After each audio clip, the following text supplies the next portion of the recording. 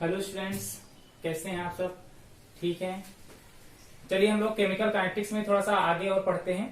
Chemical kinetics में इससे पहले आपका मॉलिक्यूलरिटी और ऑर्डर ऑफ रिएक्शन हो गया था, जिसमें मॉलिक्यूलरिटी और ऑर्डर में डिफरेंस भी हो गया था कि क्या होता है। आज हम लोग एक नया टॉपिक पढ़ेंगे, एक्टिवेशन एनर्जी। क्या होती है एक्टिवेशन एनर्जी, उसको समझते हैं। और इसमें ग्राफ है एक्चुअली में क्या कहते हैं, क्योंकि केमिकल काइनेटिक्स में ही ज्यादातर ग्राफ बने हैं आपके, ज्यादातर ग्राफ से बेस्ड ही क्वेश्चन आते भी हैं। तो यहाँ पर एक्टिवेशन एनर्जी में भी आपको ग्राफ ही पढ़ना होगा, और एक्टिवेशन एनर्जी अगर समझ में आ जाएगी तभी आपको आर्हीनियस इक्वेशन समझ में आएगी। तो एक्टिवेशन एनर्जी समझ लेते हैं, फिर आर्हीनियस इक्वेशन भी समझ लेंगे। आप लोगों ने क्या है ना कि फर्स्ट ईयर में दो रिएक्शन पढ़ी थी, एक एंडोथर्मिक रिएक्शन पढ़ी थी, दूसरी एक्सोथर्मिक रिएक्शन पढ़ी थी।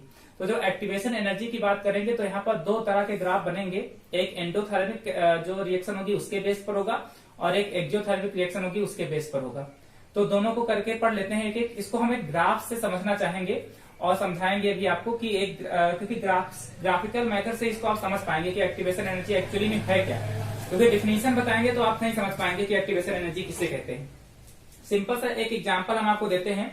जैसे मान लीजिए कि हमने गैस के ऊपर एक भगोना लिया, उसमें पानी दे दिया, दूध डाल दिया, है ना, चाय पत्ती डाल दी, चीनी डाल दी, सब कुछ जितना भी एक चाय के अंदर जो भी मटेरियल पड़ता है, वो जितना भी रॉ मटेरियल है सब हमने उसके अंदर रख दिया है, डाल दिया है। तो क्या वो चाय बनकर के तैयार हो जाएगी? ऐसा नहीं होना है, पॉसिबल नहीं है। अगर चाय में इसको कन्वर्ट करना है तो फिर हमको उसको क्या करना पड़ेगा, हीट देना पड़ेगा, यानी कि गर्म करना पड़ेगा। जब हीट देंगे तो अब ऐसा तो नहीं कि हमने जैसे गैस चूल्हा जलाया नहीं कि वो चाय में तुरंत कन्वर्ट हो गई। कुछ बीच में समय लेती है, वो प्रोसेस करती है कि हाँ भाई एक लिमिट के बाद वो चाय में कन्वर्ट होना स्टार्ट कर देगी। अब वो वही पॉइंट, जिस पॉइंट पर वो चाय में कन्वर्ट होना स्टार्ट कर देती है, उसी पॉइंट पर हम एक्टिवेशन एनर्जी समझेंगे। मतलब हमने उसके अंदर सारा आइटम रख दिया था जो भी था, और हमने इसको हीट भी देना स्टार्ट कर दिया था, लेकिन हीट देते वक्त तुरंत ही वो चाय में नहीं कन्वर्ट हो रही है। एक एनर्जी के बाद, अच्छा हम इसको हीट दे रहे हैं तो इसका मतलब क्या है, वो हीट को एब्जॉर्ब करती जा रही है। जो भी मटेरियल उसके अंदर हमने डाला था, जो भी रिएक्टेंट था हमारे पास, वो हीट को एब्जॉर्ब कर रही है। और हीट को एब्जॉर्ब करने का मतलब ये कि एक समय ऐसा आएगा कि एनर्जी जो होगी वो इतनी ज्यादा उसकी हो जाएगी जहां पर वो एक्टिव हो जाएगा। एक्टिव होने का मतलब है कि वो उस रॉ मटेरियल से उस चाय में कन्वर्ट होना स्टार्ट कर देगा। उस पॉइंट में हम उसकी एक्टिवेशन एनर्जी को डिफाइन करेंगे। तो उसी को हम लोग यहाँ पर समझते हैं, जरा एक ग्राफ के माध्यम से समझते हैं कि एनर्जी का है, और दूसरा की प्रोग्रेस रिएक्शन में कैसे होती है, इस चीज को समझना है। तो रिएक्टेंट से प्रोडक्ट में कन्वर्ट करने के लिए आपको उसके बीच में कुछ प्रोसेस आपको करना पड़ेगा, यानी उसको हीट देना पड़ेगा, एनर्जी देनी पड़ेगी, कुछ भी ऐसा प्रोसेस करेंगे तभी वो प्रोडक्ट में कन्वर्ट होगा। तो देखो जरा एक ग्राफ समझते हैं हम लोग कि एक्टिवेशन एनर्जी में और इसमें क्या होता है। एक ग्राफ इधर बनाएंगे, एक ग्राफ और इधर समझेंगे, दो ग्राफ बनाएंगे हम। इधर की तरफ, नीचे की तरफ हम प्रोग्रेस ऑफ रिएक्शन दिखा रहे हैं। प्रोग्रेस ऑफ रिएक्शन का मतलब यह हो गया कि रिएक्शन कितना ज्यादा प्रोग्रेस कर रही है इधर की तरफ, और मतलब प्रोग्रेस ऑफ रिएक्शन का मतलब हम उसमें केवल रिएक्टेंट की ही बात करेंगे। और ऊपर की तरफ हम लोग दिखा रहे हैं एनर्जी, और पोटेंशियल एनर्जी होगी यहाँ पर ऊपर की तरफ इसकी, कि एनर्जी के साथ साथ में ये कैसे बढ़ेगी। अच्छा समझिए कि जैसे मान लेते हैं कि कोई एक रिएक्टेंट है और वहां से प्रोडक्ट में कन्वर्ट हो रही है वो, तो जो भी रिएक्शन में हमारे पास रिएक्टेंट होगा, इसकी अपनी खुद की एनर्जी क्या होगी, थोड़ी होगी। क्योंकि जब कोई भी रॉ मटेरियल हम ले रहे होते हैं तो उसकी अपनी खुद की एनर्जी होती है, एक्टिव होने से पहले की उसकी अपनी खुद की एनर्जी पहले से ही होगी उसके अंदर। कोई भी चीज है, कोई भी चीज है, जैसे हम ही लोग हैं तो हमारे अंदर क्या किया, कुछ एनर्जी तो है, कुछ एनर्जी हमारी खुद की है। लेकिन अगर मान लीजिए कि कोई काम हमको करना है तो फिर हम क्या करना पड़ेगा भाई, ग्लूकोन डी या कुछ ऐसी एनर्जी हमको अलग से लेनी पड़ेगी, खाना खाना पड़ेगा।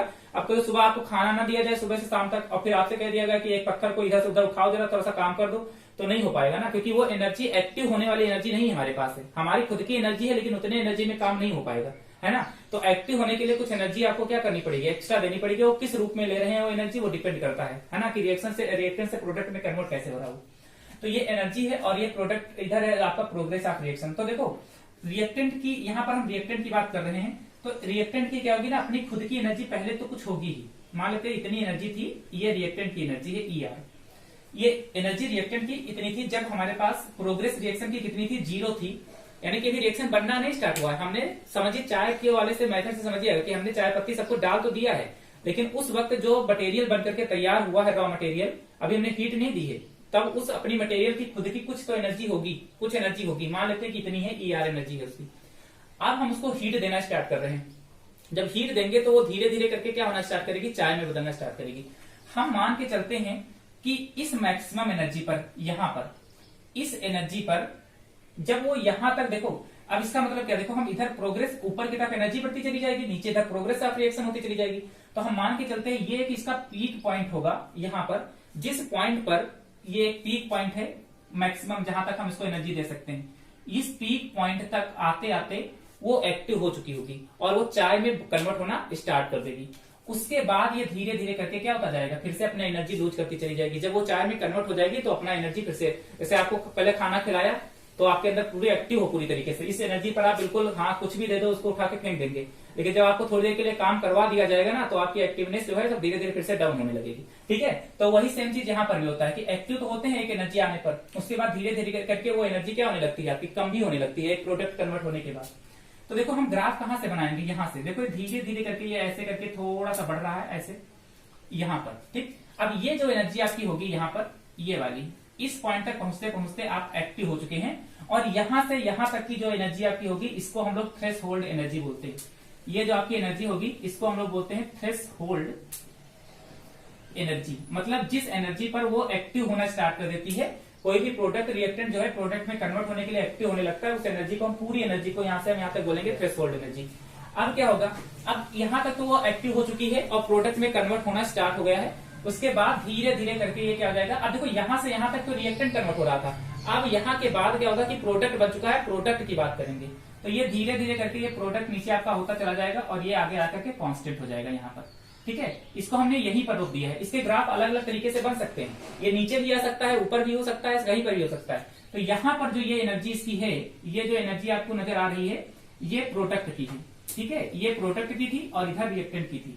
तो ये वाली जो एनर्जी आपकी है, देखो ये एनर्जी जो आपकी थी, यहाँ पर जो एनर्जी थी ये रिएक्टेंट की एनर्जी थी, और ये वाली जो एनर्जी आपकी है ये प्रोडक्ट की एनर्जी है, ये ईपी। ठीक है, ये नीचे भी बनता है ऊपर भी बनता है।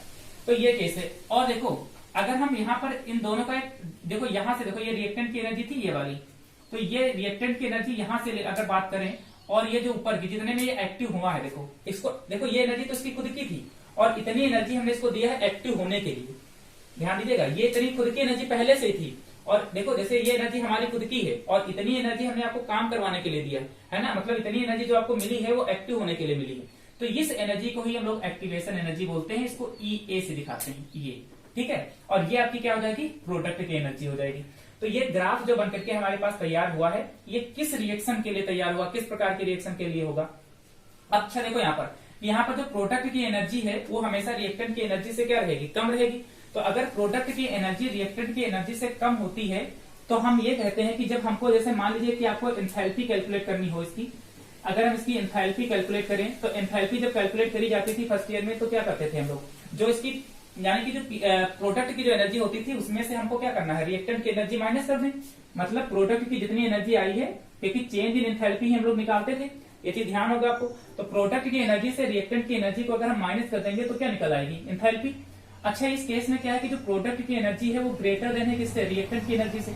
प्रोडक्ट की एनर्जी जो है वो रिएक्टेंट की एनर्जी से ज्यादा है। तो अगर प्रोडक्ट की एनर्जी रिएक्टेंट की एनर्जी से ज्यादा है, इसका मतलब एंथैल्पी काहे में आएगी आपकी, पॉजिटिव में आएगी।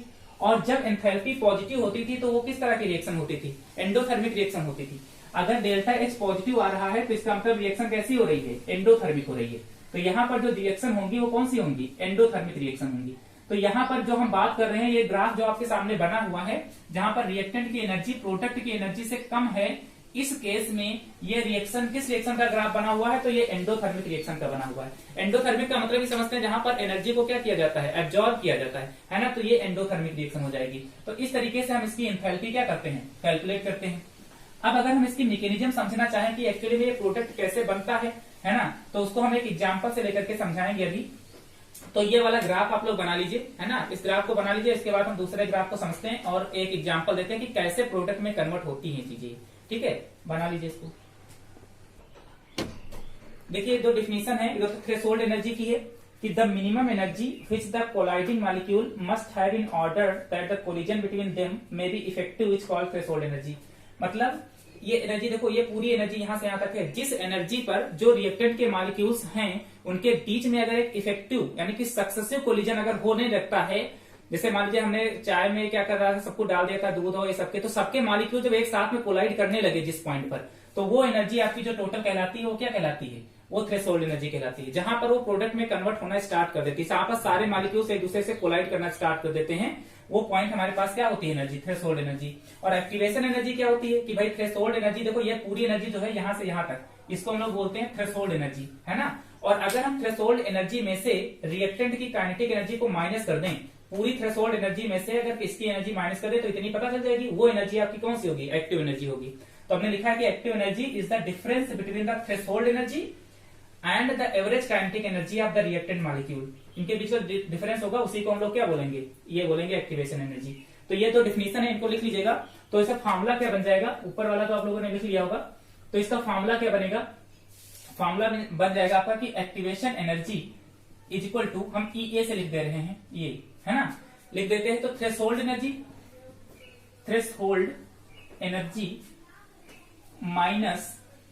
Minus average kinetic energy of reactant molecule, जो एनर्जी उसके पास में पहले मौजूद होती है उतनी एनर्जी को अगर हम माइनस कर देंगे तो एक्टिवेशन एनर्जी क्या हो जाएगी, आपको पता चल जाएगी। मतलब E A is equals to E threshold minus का ई रिएक्टेंट, ठीक है, ये आपका बन जाएगा फॉर्मूला। तो ये डिफिनेशन लिख लीजिएगा, उसके बाद हम नेक्स्ट की बात करते हैं, नेक्स्ट ग्राफ की बात करते हैं, लिख लीजिए इसको। देखिए एक्टिवेशन एनर्जी का मतलब एक तो समझ लिया उधर हमने, है ना। दूसरा एक ग्राफ और बन सकता है, कैसे, देखो दूसरा ग्राफ कैसे बन सकता है, एक मिनट, देखो यही ग्राफ दोबारा अगर हम बनाएं तो ऊपर की तरफ हम लोग वही एनर्जी दिखा रहे हैं और इधर की तरफ हम प्रोग्रेस ऑफ रिएक्शन दिखा रहे हैं कि रिएक्शन में क्या प्रोग्रेस देखने को मिल रहा है आपको। देखो वही सेम काम फिर से होगा कि खुद रिएक्टेंट की कुछ एनर्जी अपनी खुद की तो पहले होगी, उसके बाद इस एनर्जी पर मान लेते हैं कि इस एनर्जी पर जो कि इसकी थ्रेशोल्ड एनर्जी होगी, इस एनर्जी पर मान लेते हैं कि वो एक्टिव होना स्टार्ट कर देता है थ्रेशोल्ड एनर्जी पर, यानी कि यहाँ पर कोलाइड का सक्सेसिव कोलिजन होने लगता है। और ये ग्राफ कुछ बनेंगे तो ऐसे बनेगा, ये इस तरीके से आकर के, और अब की बात देखो ये यहाँ पर मान लीजिए प्रोडक्ट आकर के बना है इस तरीके से, ये थोड़ा सा और नीचे कर लेते हैं हम लोग,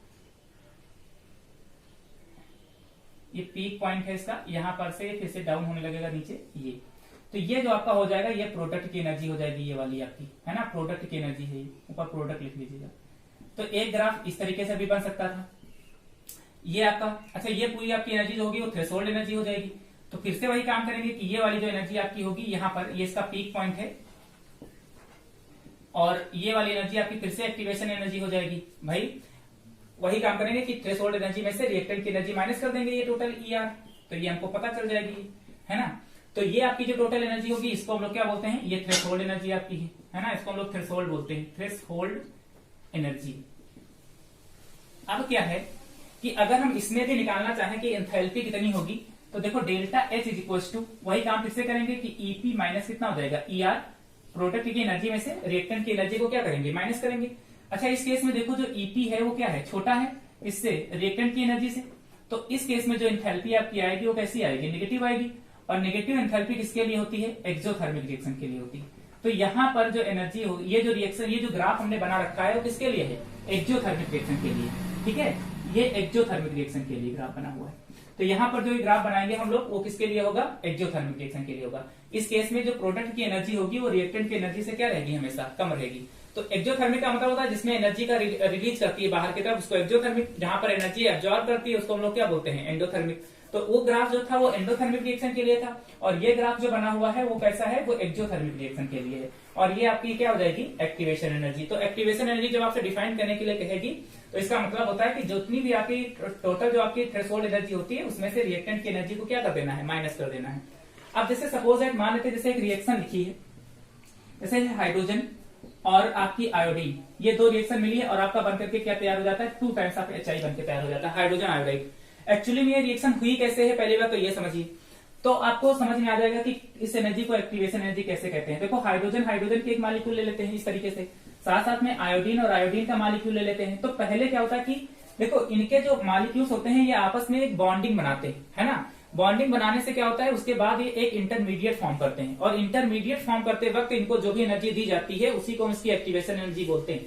कैसे, देखो होता क्या है कि जब हम इसको हीट करना स्टार्ट करते हैं, ठीक है, हाइड्रोजन को और आयोडीन को जब हम हीट करते हैं तो हीट करने से क्या होता है, जब हम हीट करेंगे तो आपको ये पता है कि जब इसको गर्म करेंगे तो इनके बीच के बॉन्ड्स जो होते हैं लूज पड़ने लगेंगे, धीरे धीरे क्या होने लगेंगे, वीक पड़ने लगेंगे, कमजोर पड़ने लगेंगे।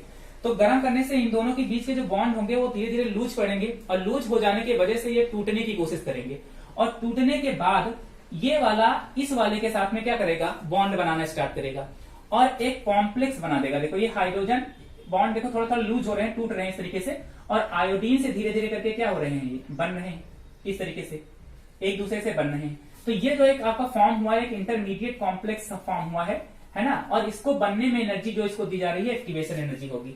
उसके बाद ये जाकर, क्योंकि ये जो इंटरमीडिएट बनता है वो कैसा होता है, अनस्टेबल होगा और ये कुछ के बाद डिसोसिएट हो जाएगा और उसके बाद ये क्या बनके तैयार हो जाएगा, हाइड्रोजन आयोडाइड बना देगा, कितने मोल, 2 मोल। तो इस तरीके से ये जाकर के प्रोडक्ट में कन्वर्ट होता है। तो यहाँ पर जो आपको ये लगी जरूरत, इसी को हम यहाँ पर क्या कहेंगे, इसकी एक्टिवेशन एनर्जी जो इसको कन्वर्ट कर रही है, इंटरमीडिएट में बना रही है। ठीक है, तो ये थी आपकी पूरी क्या कहते हैं एक्टिवेशन एनर्जी का पूरा ग्राफ दोनों थे और ये आपके फॉर्मूले थे।